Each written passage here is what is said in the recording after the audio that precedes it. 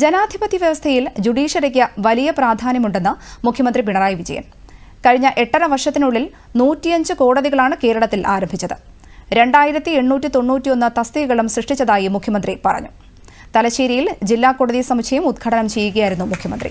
200 വർഷത്തിലധികം പാരമ്പര്യമുള്ള ഒരു നീതിന്യായ സംവിധാനമാണിത്. ഇത്തരമൊരു ചരിത്രം ഉറങ്ങിക്കിടക്കുന്ന ഈ മണ്ണിൽ അതിൻ്റേതായ പ്രൗഢിക്കനുസരിച്ച് ഒരു മന്ദിരം,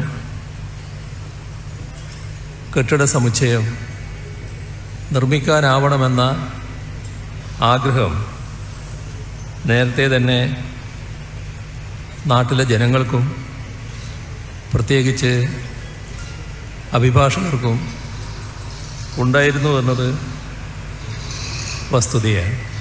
ഏതായാലും പുതിയ കെട്ടിടത്തിലേക്ക് മാറ്റുന്ന 10 കോടതികളുടെ പ്രവർത്തന ഉദ്ഘാടനം കേരള ഹൈക്കോടതി ചീഫ് ജസ്റ്റിസ് നിതിൻ ജാംദാറും നിർവഹിച്ചു.